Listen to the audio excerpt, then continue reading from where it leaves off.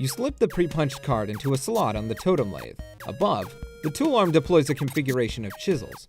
John, take Cruxite to totem lathe. Cursing your lack of foresight, you return to the balcony for the Cruxite dowel you left on the pedestal. You navigate the hallway leery of your dad, who is presently puzzled over the new fixture in his hallway. The perfect crime. You retrieve the Cruxite dowel. Dad just shrugs and heads back downstairs, presumably to do some more baking. If only he knew you were hard at work saving his ass. John, use Cruxite dowel on totem lathe. You clamp the Cruxite in the lathe. John, activate lathe. The lathe carves one totem. You take the totem. Alright, I used the lathe to make this blue shapey thing. Now I guess I take it back to the alchemixture again? Hello? A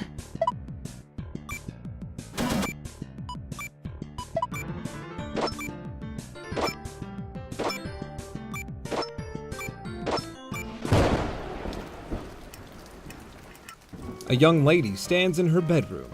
Due to a violent storm, her house has just lost power, along with her wireless internet connection. This has severed her link to a popular video game she was playing with a young man at a critical moment. That young man is relying on this young lady to reestablish a connection somehow.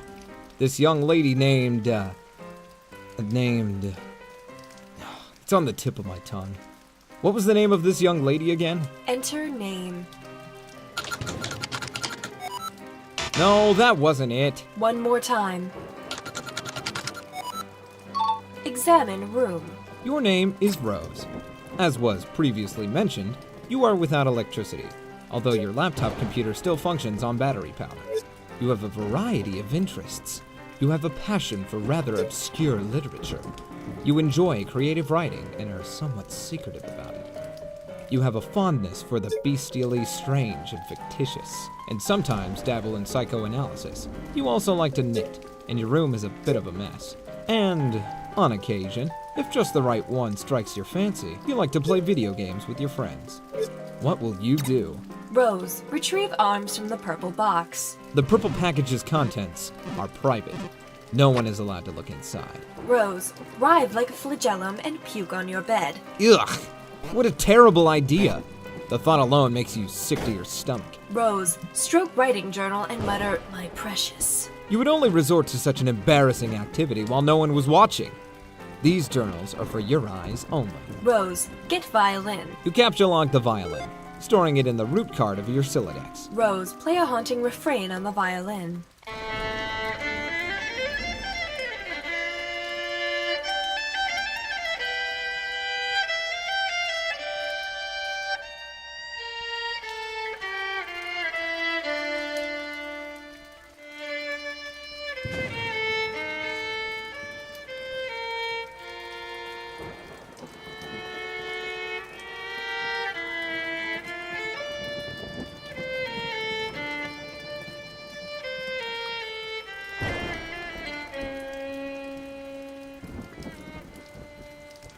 You waste approximately 40 seconds playing the violin while your friend is in peril.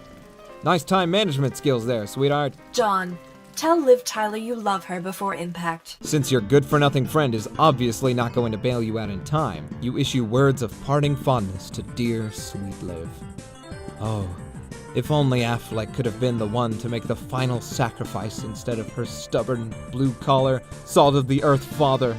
Then she would fall into your arms for consolidation, and you would be the one to make the deceased Bruce Willis proud. Rose, Pesterlog knitting supply bag. You get the knitting bag. It occupies the left leaf card under the violin, per the tree modus's alphabetical sorting method. K less than V. Rose, lookout window. Your panoramic window offers a view of your yard below, and the mausoleum housing your dead cat Jasper's, who died when you were young. Your mom had the structure erected with a spirit of scornful irony in response to your youthfully innocent request to hold a funeral for the animal.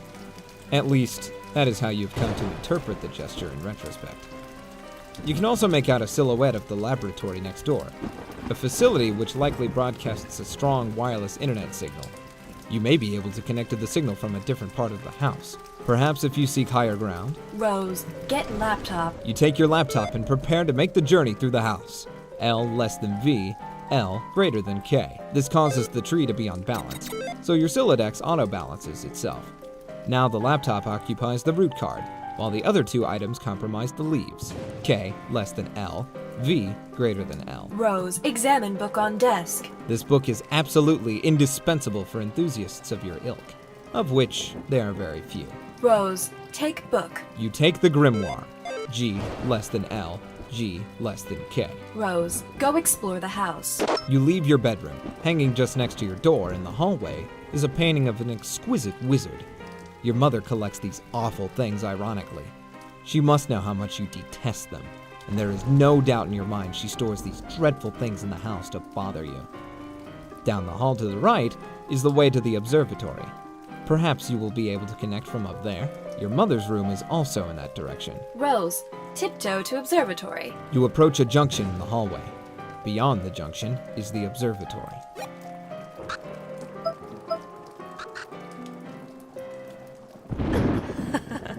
Rose, sneak by. This door leads up to the observatory. You haven't ventured up there in quite some time. Rose, go through door. The door opens to an exterior hallway, leading to the observatory entrance. You've seen less inclement weather before. Oh, the things you'll do to help out a friend. Rose, hurry up to that observatory. Rose, try to connect. You first put your laptop on the floor to get it situated, but removing it from the root card causes all the branches and leaves to be severed. Your items are dumped unceremoniously to the floor. Rose, see what you can observe. You're in a hurry, sure, but that doesn't mean you can't take a moment to peek through the huge telescope. You find a gap in the clouds. It seems a flurry of smaller meteoroids is streaking steadily overhead. You're not sure what this means, but it is somewhat disconcerting. Rose, stack laptop on grimoire to maximize elevation. You'll need every advantage you can get. Rose, access laboratory Wi-Fi network. There are several signals being broadcast from the laboratory, each of relatively decent strength. One of them is mysteriously and quite conveniently unsecured, requiring no password. You select the signal and reconnect to the game with John. I'm back. Hurry up and open my door! Not that it even matters. I think I'm probably dead no matter what. Patience, you still haven't used the new totem. Huh? I believe it will create the item on the punch card. So, what is it? Like an apple or something? What good will that even do?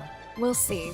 I found no evidence that anyone has successfully created the item, and the content of the card appears to be variable from session to session. In one instance, it was described as an eggy locking sick. Do we have enough of those building jewels to make it? According to the Athenium, it is a free item. This speaks to its importance in my view. Now off you go. Rose, remove door from hinges. There goes the rest of your build grist. Rose, put bathtub back. You probably should have just done this in the first place. John, take totem to alchemeter. Gotta get those stupid blocks out of the way first. The Colonel Sprite is getting awfully worked up about all this. Rose, remove blocks. You store the perfectly generic objects in your Fernalia registry, potentially to be deployed at a later time. John, take bite of apple.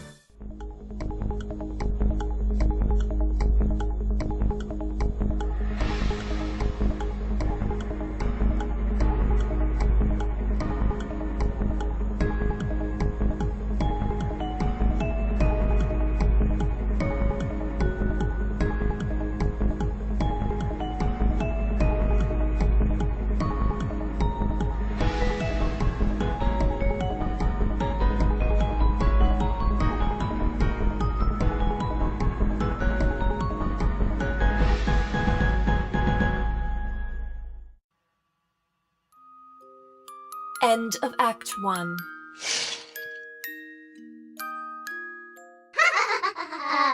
There's a boy standing in his bedroom, and he's 13 today. He's waiting on a game called Esper that he wants to play. His friends all start to help him, one by one they join the game. Their planets hit by meteors, is this really the right thing? 'Cause I still don't know what Homestuck is. I still don't know what Homestuck is. I'm not sure when things change, but I'm near broken hearted. I'm eagerly awaiting the next update with a cheer. I would say that it pulled me in, but I was already here. I still don't know